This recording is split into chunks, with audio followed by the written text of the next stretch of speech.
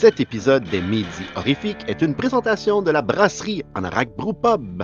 Située à Morin Heights, la brasserie Anorak Brew Pub est la place idéale pour prendre une excellente bière entre geeks et surtout bien manger. Maintenant, place à l'épisode.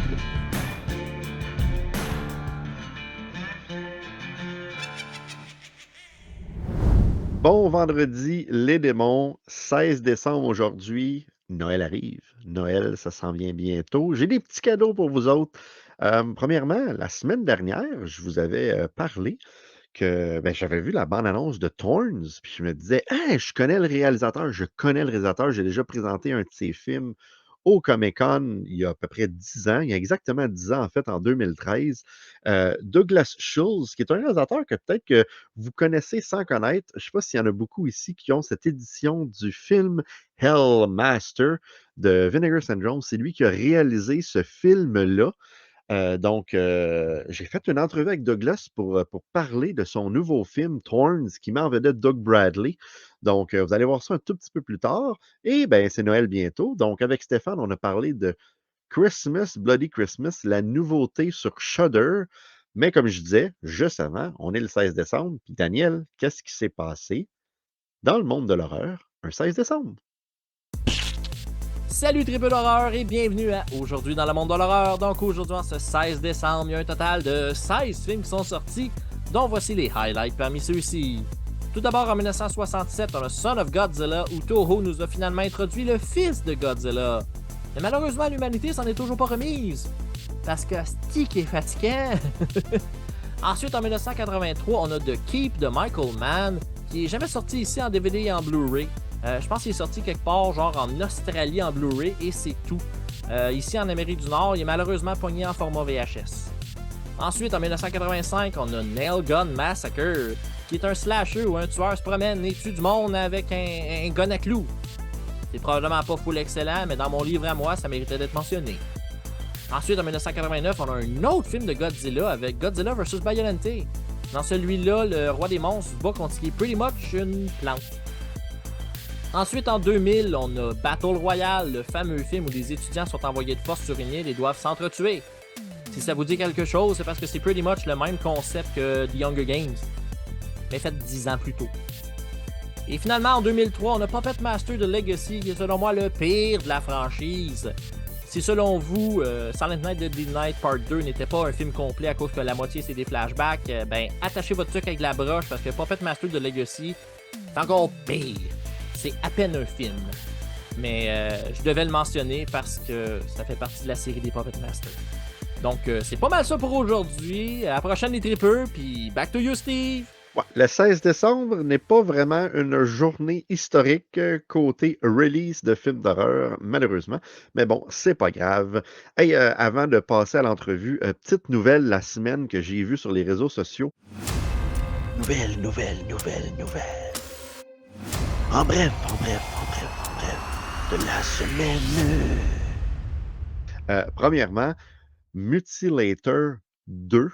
Oui, le tournage est terminé. J'avais parlé à Bud Cooper, le réalisateur, puis il y a peut-être comme quelques mois, puis il me disait justement qu'il était en train de faire le deuxième. Le poster est sorti.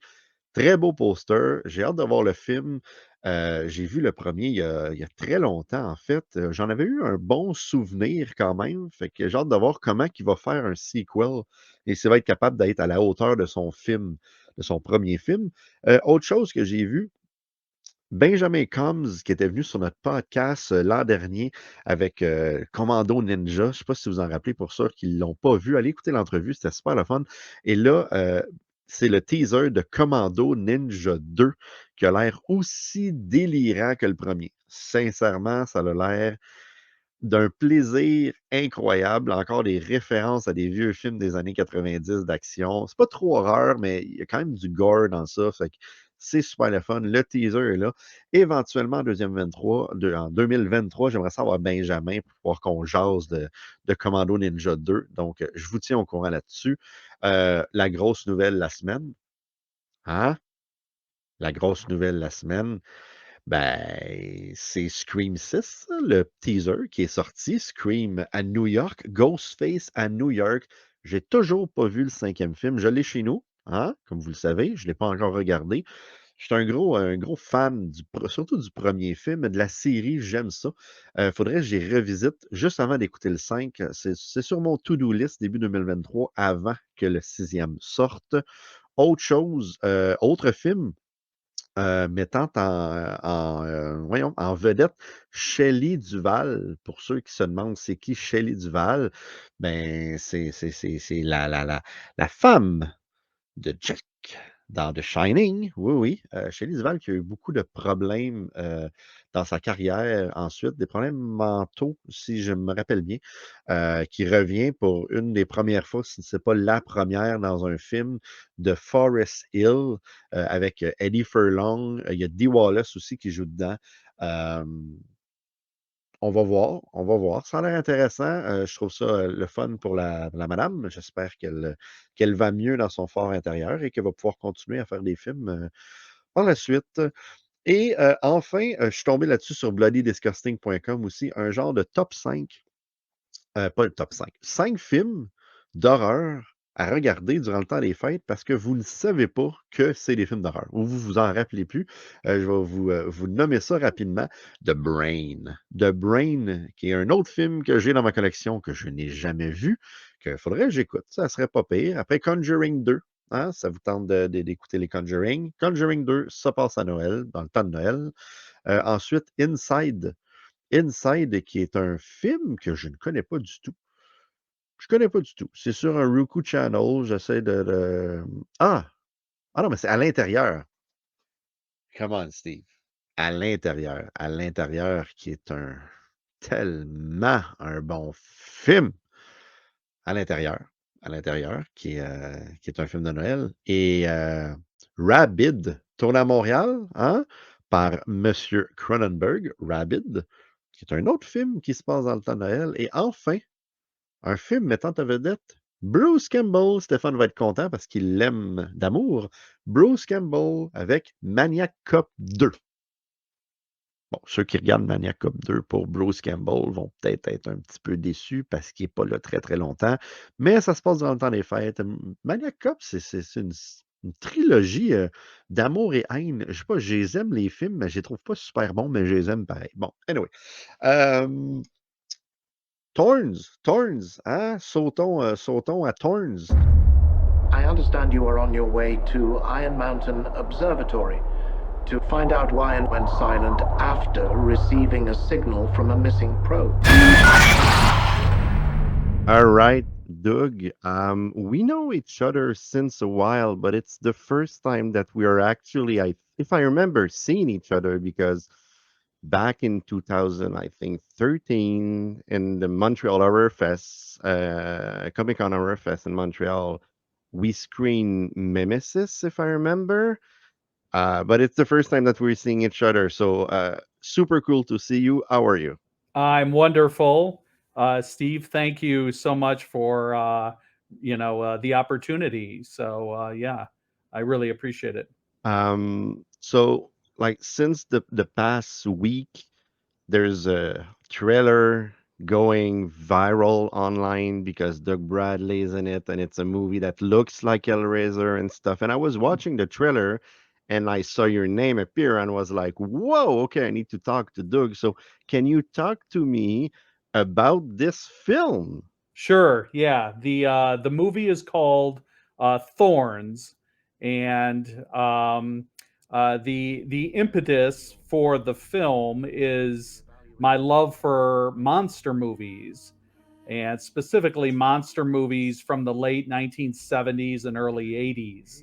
I've been fascinated with films like The Thing, John Carpenter's amazing film, Clive Barker's Hellraiser, of course. And I always wanted to do a monster movie. And I felt if I was going to try to do it in this day and age, I almost felt a need to give the film an intentional retro feel, as if it was back in that era. So that's what I set out to do. Everybody's talking about like how it looks like some kind of a prequel or sequel of Hellraiser. Was that like a first intention for marketing and stuff like that? It just appeared that like the monster are that way, and then after you went because you know Doug Bradley, and you went for Doug Bradley as a role in the film. Yeah, yeah. Well, yeah, Doug Bradley was the perfect choice for the film. He actually plays a character very unlike his character in Clive Barker's Hellraiser. So there's an irony there. The way the trailer is assembled, it does reveal elements that make and draw parallel to some old classic horror films, but it's very much its own film. So when audiences see it, my hope is that they get the homage, to the great classics, but the film story and so much more of it will hopefully be very original and refreshing, and yet at the same time, kind of touch on nostalgia and retro. Um, we're talking about the movie without really telling the story. Can you tell us what's the story of this film? Sure, sure.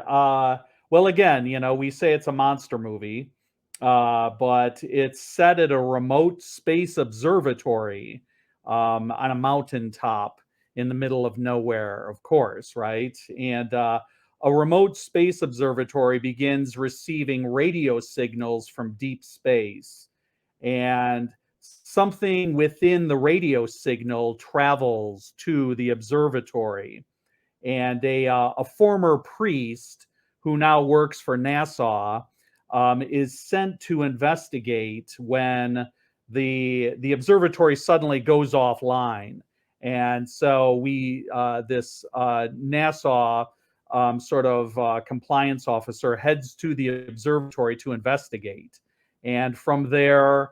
I won't give too much away, but again, it's an exciting ride, and yeah. So you are currently in post-production of the movie. Do you have any estimate time of when you think it's going to hit the festival circuit, or is it going to streaming right away? What's the plan? Yeah, we're hoping to visit some festivals with the film in early 23. Um, by all accounts, we would like to attend perhaps a festival or two overseas, and then somewhere here in North America, just to build awareness for the film. And then we would love to, around Halloween or October of 2023, we'd love to see it in theaters for a limited theatrical, and perhaps simultaneously it's on streaming platforms too. So we might have a chance to see each other in real in personal because there's the Fantasia Film Festival here. I remember that one of your film, if I remember, it's Dark Below that played there a Yeah. couple of years ago. Yes. So I really hope that the movie is going to be screened at Fantasia. That would be wonderful. We think very highly of Mitch Davis and Tony Timpone. I've known for a long time. Though they're all great guys, and we'll certainly submit to the festival. And if it's the right fit, we would love to be up there, and certainly it would be a great opportunity for us to meet. It Finally, would be. Yeah, yes, exactly. It would be amazing. I was telling you before that, I was watching the trailer and and I saw your name. I was like, "Wow, okay, I need to talk to him." But like I think a year ago, I was in my basement. I was like, "Oh, I'm gonna watch one of many horror films that I own that I never seen," and I put Hellmaster in the VCR from yeah, Vinegar Syndrome, and the movie started, and I'm like, "Whoa, this is from Douglas too." So it's really yeah. really funny.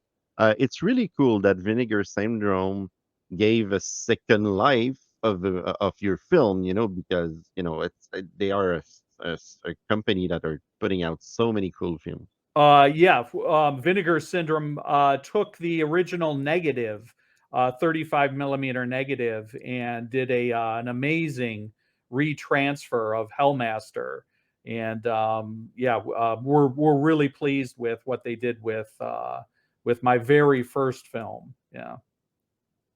Which I really, really like.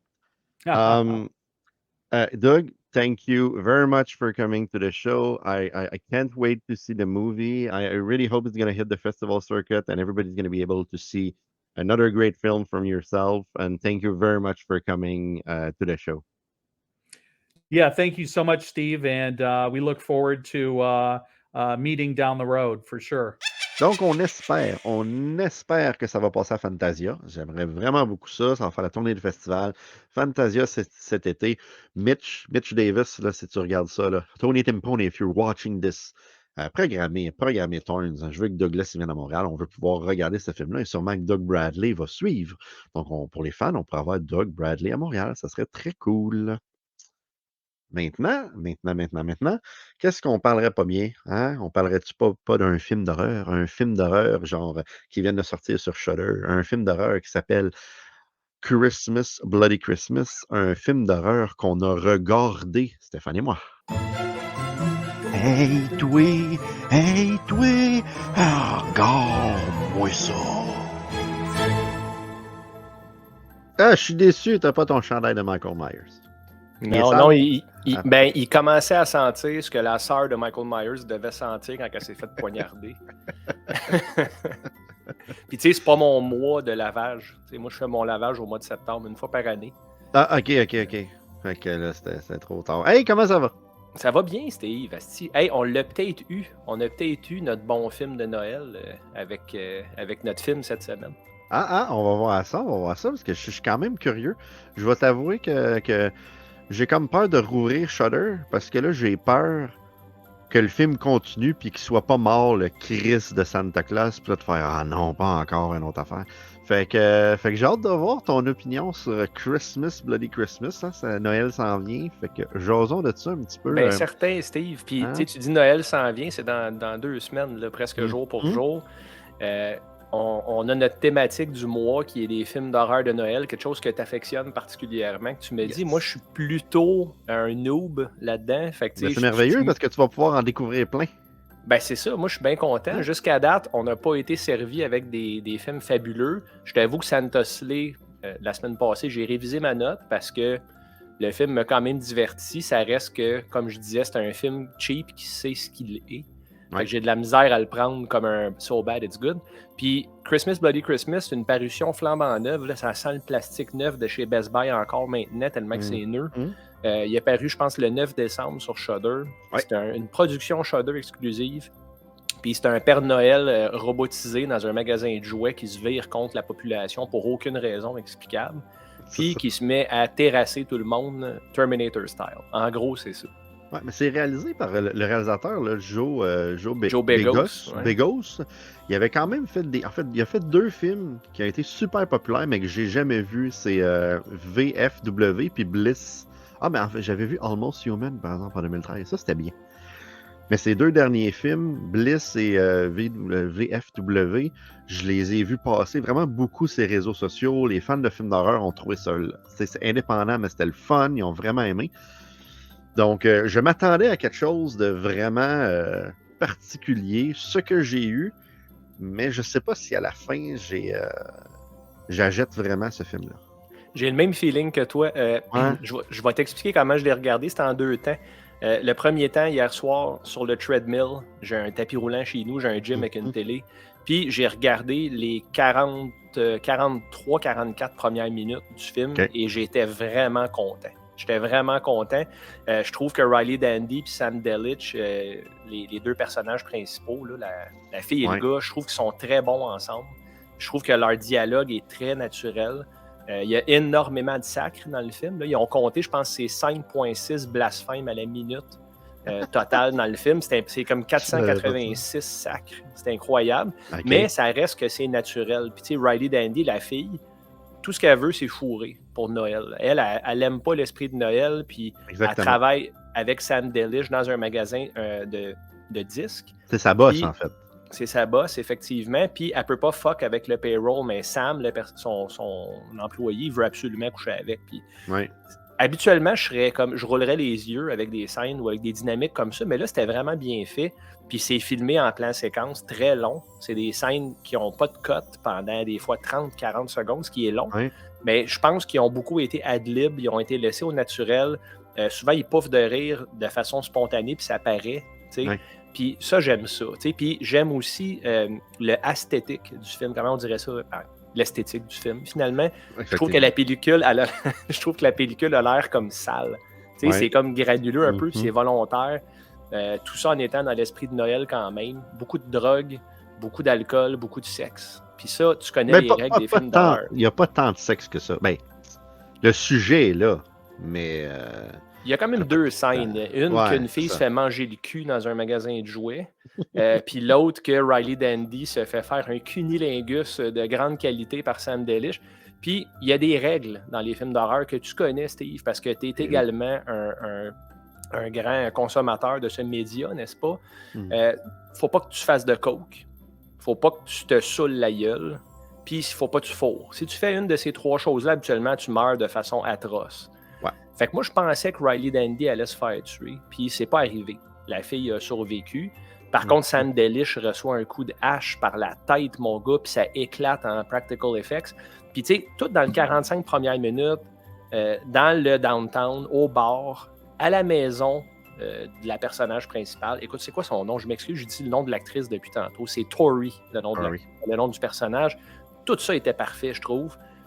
Ça s'est mis à dégringoler quand ils se sont ramassés au poste de police, à mon avis. Oui, c'est ça. Mais comme tu dis, là, tout le début du film, écoute, j'ai regardé le film puis j'étais comme, OK, ils sont vraiment bons les deux ensemble. Là. Ils sont vraiment bons et tellement que on dirait que t'embarques dans l'idée de séduction entre les deux qui, tu sais, genre meilleur ami qui fait longtemps qu'ils se connaissent. Oh, ça va-tu arriver? T'sais, on dirait là, que j'avais 16 ans, là, puis que j'étais aussi comme sur le edge que lui ou elle, whatever, là, de est-ce que ça va arriver ou pas. Sérieusement, c'était vraiment bien amené. Et la superbe scène de cunilingus que tu dis, elle m'a fait penser à une vieille scène de Hellraiser. Avec un montage en parallèle entre quelque chose qui se passe et de l'horreur. Et la scène de cunilingus est entrecoupée d'un meurtre. C'est-tu le premier meurtre, en fait? C'est-tu le premier meurtre? Oui. Le premier meurtre? Non, parce que le premier meurtre, c'est dans le magasin de jouets. Oui, c'est vrai. Ben, en tout cas, ce meurtre-là, le parallèle des deux scènes est hyper bien monté. Genre vraiment solide. Là, j'étais là, OK, c'est un film quasiment parfait. Là, à exactement. Date. Puis quand on tombe dans le poste de police, là, il y a plusieurs personnes qui meurent, on n'ira pas trop en détail là-dedans, mais quand elle se ramasse au poste de police après, les policiers, de la façon qu'ils l'interrogent puis qu'ils l'accusent, ça n'a pas rapport. Là. Ouais, non, comme, ouais, t'es pleine de sang, calme-toi. Puis va te laver à la face aux toilettes. Là, j'étais comme, ça fit tellement pas avec le côté cru réaliste du début du film. On dirait que c'était deux films qui ont été combinés ensemble. Je veux quand même dire, au début, on voit des fausses annonces. Puis ça, c'est un hommage à Robocop, en fait, à mon avis. Là. Si tu te rappelles, au début de Robocop, il y a un faux bulletin de nouvelles avec des fausses annonces, dont un cœur artificiel, puis tu as des choix de modèles. C'est une satire sur comment ça peut être ridicule, les choses qu'on nous vend, puis ils ont fait un bel hommage à ça. L'autre affaire qu'ils ont fait aussi dans le film que j'ai beaucoup apprécié, énormément de respect pour l'horreur des 90s. Ils ont parlé de Blair Witch 2, Book of Shadows, qui est selon moi un tas de marde fumant, mon gars, avec des mouches qui tournent autour, mais ils défendent le film pour vrai. Ils ont défendu Freddy's Dead, man. Oui. Ils ont défendu aussi des albums de Soundgarden comme Super Unknown. Là, je me rappelle tout ça de mémoire dans le film. Il y a d'autres choses aussi. À cause que les Metallica aussi, ils se sont fait couper les cheveux et tout. Là. Dès qu'ils se font couper les cheveux, ils sont plus bons. Puis moi, j'ai riais. J'étais vraiment content. C'est malheureux pour la fin. Ceci dit, à un moment donné, là, les rebirths, là, quand tu dis il est mort, mais il revient, là, je pense qu'ils en ont fait 4 ou 5 de suite. Juste ça? 4 ou 5 de suite. Ben, c'est déjà énorme, Steve. Puis, tu sais, je me disais, OK, là, c'est rendu une joke. Là, c'est rendu qu'ils rient des rebirths parce qu'ils peuvent pas le faire aussi souvent. Mais il n'y avait pas d'humour. Non, c'est ça. Fait que j'étais un peu ambigu, là, rendu là. J'étais, pourquoi Asti? Tu sais, Smile, c'était un peu ça. Smile, j'étais vraiment dedans tout le long. Puis ils nous ont mis un 15 minutes à la fin qui était too much. Puis c'était un peu ça dans Christmas Bloody Christmas. Ceci dit, c'est un film que je regarderai à nouveau avec quelqu'un, ça. Parce que les kills, dont le père qui se fait tuer dans l'escalier, man, quand il se fait faire le curb stomp, là, le coup de talon en arrière de la tête avec la gueule dans les marches, il y a du jus qui sort de la gueule au ralenti pendant que l'autre se fait manger. C'est brutal, ça. C'est assez solide. Mais vraiment, non, j'ai eu un bon temps. Puis notre sweet spot, Steve, 1h27 minutes, encore une fois. On est dedans, on n'est pas pris dans le sweet spot. Mais c'est ça, moi, qu'est-ce qui m'a tanné, c'est les rebirths, comme tu dis, à la fin. Là.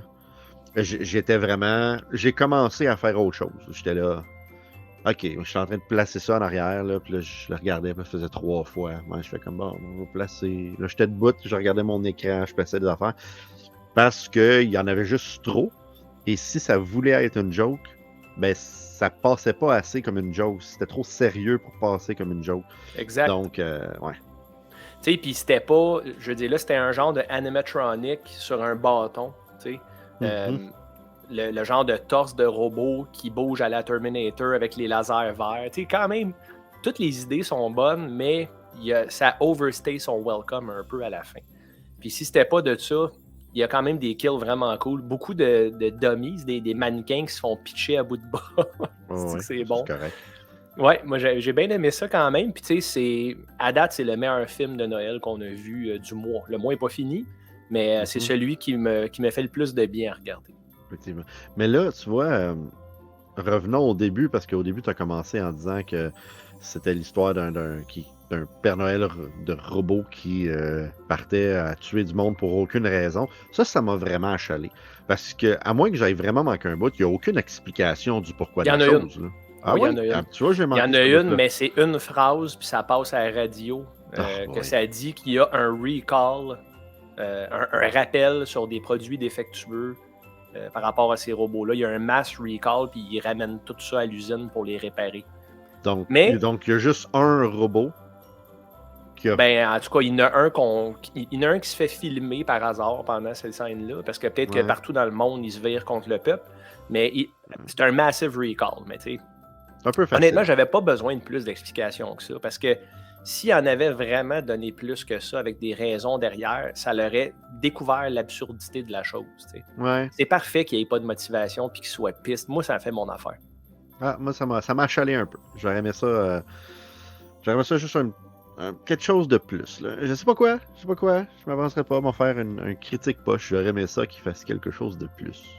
Ben non, puis peut-être que lui aussi, Begos aurait aimé ça, faire de quoi de plus, puis il savait pas lui non plus. Ouais. Ceci dit, c'était en anglais, on dirait serviceable. Là, ça fait, mettons, ça livre ce que ça tente de livrer comme film. Puis si c'était pas de la fin, il y aurait une note presque parfaite pour moi. Ouais, c'est vraiment la fin qui se gâche. Ben, parlant de note presque parfaite, fait que combien de yeux donnes-tu à ce merveilleux petit film? Écoute, je vais donner 3 yeux sur 5. Ah! J'aurais donné plus que ça. Par contre, je peux pas à cause de la fin. J'y enlève 2 points parce que la dernière demi-heure, là, je te dirais qu'elle était trop. Ouais. 3 sur 5, c'est au même niveau que ce que j'ai donné à Smile. Smile également, j'ai donné 3 sur 5. Puis c'est des films qui m'ont fait ressentir les mêmes types d'émotions. J'ai eu plus peur dans Smile, mais j'ai pas ri. Ouais. Puis j'ai beaucoup ri dans Christmas Bloody Christmas, mais j'ai pas eu peur. Fait que tu sais, j'ai quand même eu des bonnes émotions, j'ai eu du fun pendant les deux. Fait que 3 sur 5, qui est un 6 sur 10, comme on dit, 60%, c'est la note que tu peux donner pour dire je vais le réécouter une couple de fois. Effectivement, oui. Ben, je pas dit une couple de fois, mais je le réécouterai. Mettons à Noël l'année prochaine, je réécouterai. Puis en fait, comme tu dis, vraiment pour les 45 premières minutes.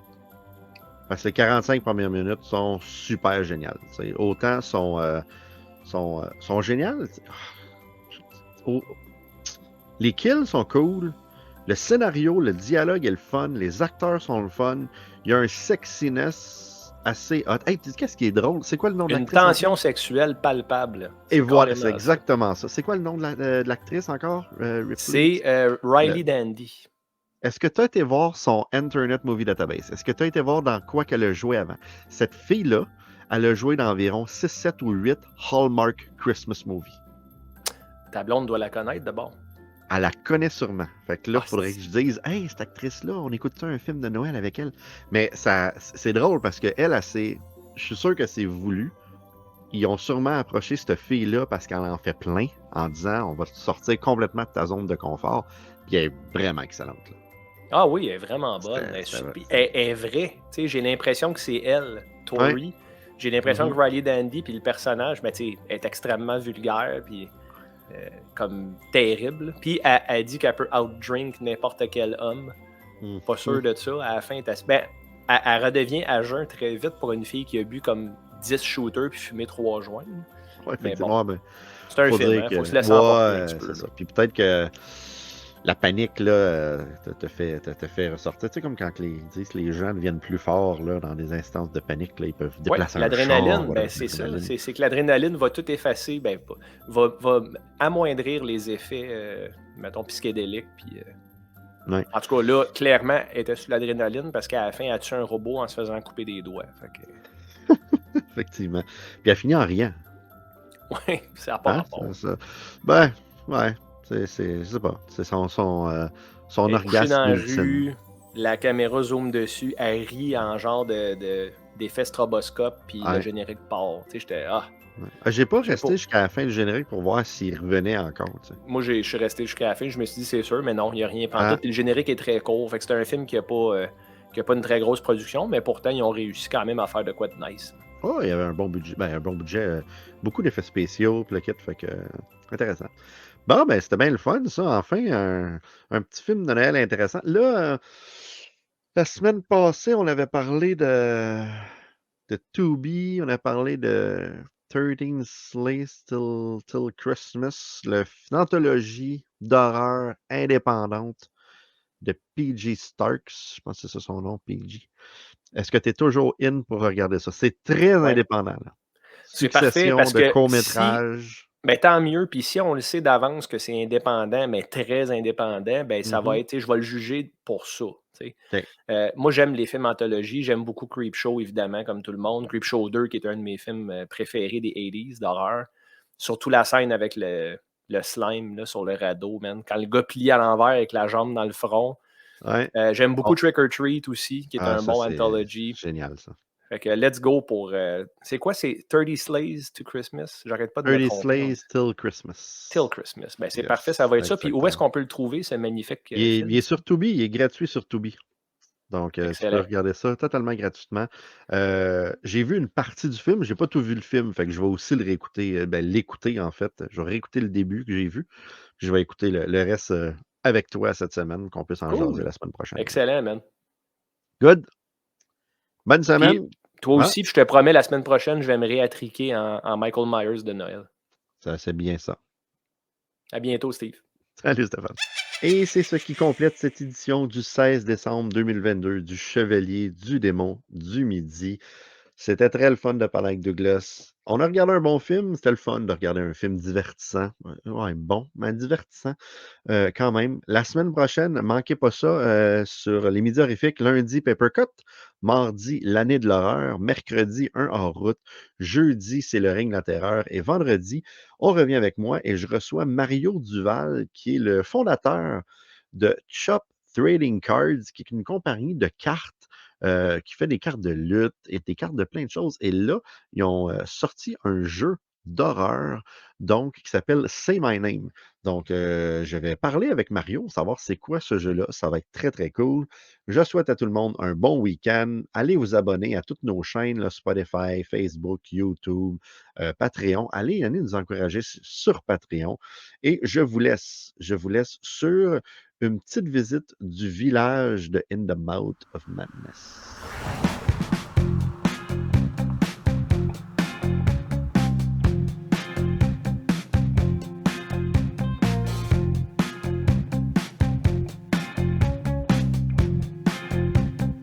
C'est un village super cute. Puis je suis pas pire énervé d'être sur les lieux de tournage de In the Mouth of Madness. Donc, la première fois que John Trent vient prendre un verre, en fait, au pub, il marche exactement ici. Et ensuite, il se dirige vers le pub.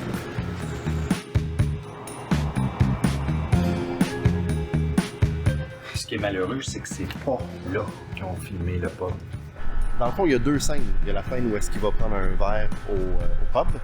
Et la première scène où est-ce qu'il se stationne juste en avant du pub. Et ensuite, il débarque de la voiture.